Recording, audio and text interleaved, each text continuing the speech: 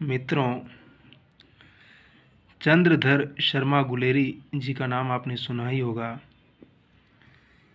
उन्होंने जीवन में सिर्फ एक कहानी लिखी, ऐसा नहीं है, कहानियाँ 3 लिखी। और बात ये थी कि एक कहानी के कारण वो बहुत ज़्यादा फेमस हुए और वो कहानी आज भी उतनी ही क्लासिक्स, उतनी ही महान है। विश्व कथा साहित्य में उसका स्थान आता है। उसने कहा था, प्रेम की रोमांटिक दुनिया। नामवर सिंह ने इस पर लंबा लेख लिखा, भाषण दिया और कई आलोचकों ने इस कहानी को अपने अपने हिसाब से डिफाइन किया। सच में जब हम इस कहानी को पढ़ते हैं तो ये कहानी उसने कहा था, जैसे लेखक की जो कई भाषाओं का जानकार था, संस्कृत साहित्य का विद्वान था। और सबसे अच्छी बात उनके लिए ये थी कि उनको जयपुर के राजा ने अपने दरबार में निमंत्रण दिया था, तो उनके पास काफ़ी सुख सुविधाएं थी, संसाधन थे। इसलिए वो ये सारा काम भी कर पाए और अपनी रचनात्मकता को कह सकते हैं कि एक आयाम दे पाए। क्योंकि अक्सर होता यह है कि हमारे समाज में, हमारे जीवन में, हमारे आस पड़ोस में से मुक्तिबोध की ही बात करें, अपने जीवन में उन्हें वो सब सुविधाएं नहीं मिली, इसलिए वे असमय काल कलवित हो गए। नहीं तो शायद और जीते और भी कुछ कृतियाँ हमारे साहित्य को देकर जाते वो। लेकिन सवाल यही है कि चंद्रधर शर्मा गुलेरी जी ने जो कुछ लिखा, जो कुछ हमारे लिए रचा, वो सच में महान है कि नहीं है, और सच में उनका क्या महत्व है। और गुलेरी जी को मालवीय जी ने जब निमंत्रण दिया तो ये वहाँ प्रिंसिपल भी रहे, तो इन्हें तमाम तरह की कह सकते हैं कि अपॉर्चुनिटीज़ मिली। और महावीर प्रसाद द्विवेदी के लिए सरस्वती का काम भी किया। जयपुर में से आपको पता है उसमें उन्होंने समालोचक नाम की पत्रिका भी निकाली उन्होंने। और संस्कृत में पढ़ाई उन्हें विरासत में मिली थी। ये मूलतः ही उधर उत्तराखंड के रहने वाले थे। पिता इनके बहुत बड़े विद्वान थे। देखिए पारिवारिक पृष्ठभूमि का क्या प्रभाव पड़ता है। जैसे अज्ञे के पिता भी संस्कृत साहित्य के और आर्कियोलॉजी के बड़े विद्वान थे।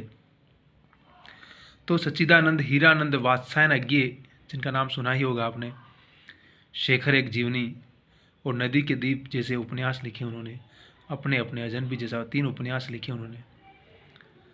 तो किस प्रकार से परिवेश का, पारिवारिक पृष्ठभूमि का एक इंसान के व्यक्तित्व को बनने में, निर्मित होने में बड़ी भूमिका होती है। और कई बार आदमी के अंदर सिक्स सेंस होता है, उसकी इंटरनल प्रतिभा इतनी ताकतवर होती है कि वो अपने लिए एटमॉस्फेयर खुद क्रिएट कर लेती है। तो इस प्रकार के बहुत सारे अपवाद और उदाहरण हमारे सामने मिलते हैं। फिर देखिए उन्होंने क्या क्या भाषा विज्ञान के जानकार थे, बहुत सारी चीज़ें जानकार थे वो, है ना। काशी में काम किया, निबंधों की 3 विशेषता है, जिंदा दिली है, संदर्भ कला है और चोट करने की मतलब व्यंग भी है उनके अंदर।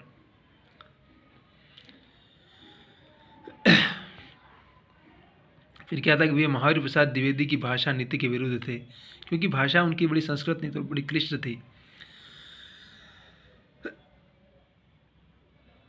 और ये चाहते थे कि भाषा में लचीलापन हो, सरलता हो।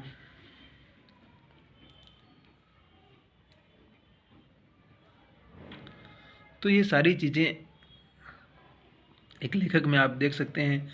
और चंद्रधर शर्मा गुलेरी एक ऐसे लेखक है जिनको आप किसी भी तरह से नज़रअंदाज नहीं कर सकते हैं। 1915 में उनकी कहानी आती है, देखिए ये उसने कहा था। और वो आज 2023 में भी वो कहानी उतनी ही प्रासंगिक है, उतनी ही महत्वपूर्ण है। उसको आप जितनी बार पढ़ेंगे, लहना सिंह के प्रेम की कथा है वो, सदारणी उसे बार बार कहती है और अपने प्रेम को याद दिलाती है। जब वो बचपन में उससे कहते हैं कि तुम्हारी कुड़माई हो गई, और वो कहती है कि धत, क्या कहती है, धत। और जब उसका पति, फर्स्ट वर्ल्ड वार की कहानी है वो, जर्मनी उस युद्ध में जाता है ब्रिटिश फौज की तरफ से हिंदुस्तान का सैनिक बन करके, तो वहाँ सदारणी का पति भी था और उसने लहना सिंह अपने प्रेमी से कहा था कि तुम उसका ख्याल रखना, उसको बचा लेना। और लहना सिंह सच में अपने उस प्रेम के लिए अपने जीवन की कुर्बानी दे देता है। कहानी यही है।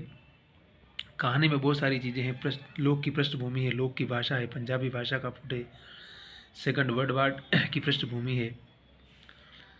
एक सजल प्रेम की कथा है, जिसे कह सकते हैं कि क्लासिकल प्रेम कह सकते हैं आप, जिसमें देह नहीं, देह से परे का प्रेम है, जिसमें सब कुछ समर्पण है, सब कुछ अर्पण है। इसके बाद की छायावाद के कवि तो कहते हैं कि बालिका मेरी मनोरम मित्र थी। इस समय तक रचनाकार ये बात नहीं कह पा रहा था। तो इस तरह से गुलेरी जी की रचनात्मकता, उनके साहित्य को आप इन संदर्भों से, इन बिंदुओं से समझ सकते हैं।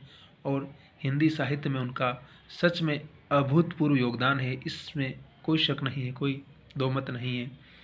एक रचनाकार के रूप में, एक विद्वान के रूप में, एक संपादक के रूप में, एक अध्यापक के रूप में उन्होंने एक बहुत ही महत्वपूर्ण रोल हिंदी समाज के लिए अदा किया। लेकिन बहुत कम उम्र में वो भी चल बसे थे इस दुनिया से। एक दुखद कह सकते हैं कि बहुत ही कम उम्र में चले गए, शायद और जीते तो और कुछ लिखते हमारे लिए। लेकिन हम उनको वंदन करते हैं, नमन करते हैं इस महान योगदान के लिए। और हंसते रहिए, मुस्कुराते रहिए, खुश रहिए, आबाद रहिए और पढ़ते लिखते रहिए और निरंतर अपने आप को इम्प्रूव करते रहिए। जीवन की चुनौतियों के लिए हर दिन अपने आप को तैयार रखिए और मुस्कुराते रहिए। दूसरों के बारे में नहीं बल्कि अपने बारे में सोचिए और अपने काम पर ध्यान दीजिए। अच्छा समय ज़रूर आएगा, ज़रूर आएगा, ज़रूर आएगा। ज़िंदगी में कुछ भी परमानेंट नहीं है, इसलिए मुस्कुराइए, मस्त रहिए और आबाद रहिए और खुश रहिए। जो कुछ हमारे पास है उसके लिए उस कायनात को, उस नेचर को शुक्रगुजार कीजिए, उसके प्रति आभारी रहिए हमेशा। ज़िंदगी निरंतर उस आभार का प्रतिदान करेगी और एक दिन जो हम चाहते हैं अपने जीवन में, जो दुनिया हम चाहते हैं वो ज़रूर साकार होगी, आबाद होगी। और जीवन का यही सूत्र है। इसलिए मस्त रहिए, पस्त मत रहिए और खुश रहिए हमेशा। और हर दिन एक नई उमंग, नए उत्साह और नई खुशी के साथ शुरुआत कीजिए। जीवन में दुख के बाद सुख आता है और सुख के बाद दुख आता है। इसलिए संघर्ष को अपनी ताकत में तब्दील करके ही हम जीवन को खूबसूरत और हम जैसा चाहते हैं वैसा बना सकते हैं। उसमें कोई शक नहीं है, कोई दोमत नहीं है। लगे रहिए, आगे बढ़िए और never give up, never give up, never give up. हार तो कभी ज़िंदगी में मानना ही नहीं है, काम करते रहना है। सीखने वाले लोग कभी हारते नहीं हैं, वो सीखते हैं। इसलिए सीख करके ही, और सीखना हमें हमेशा हर दिन करना होगा। सीखना जीवन का एक अनवरत और अनिवार्य हिस्सा है। वह हम अपना करके जीवन को आबाद और खूबसूरत बना सकते हैं। इसलिए हमारे चैनल पर आइए, इसको सब्सक्राइब कीजिए और मस्त रहिए और खुश रहिए हमेशा। खुशी बांटिए लोगों के बीच में। खुशी का कोई पैसा नहीं लगता है, मुफ्त में है। उस कुदरत ने हमें वो सब बख्शा है, इसलिए हम उसके प्रति शुक्रगुजार हैं और शुक्रगुजार रहना है और अपने काम को करते रहना है और मुस्कुराते रहना है, मुस्कुराते रहना है। हार नहीं मानना है, हार नहीं मानना है। जीवन में ज़रूर परिवर्तन होगा, हार नहीं मानना है।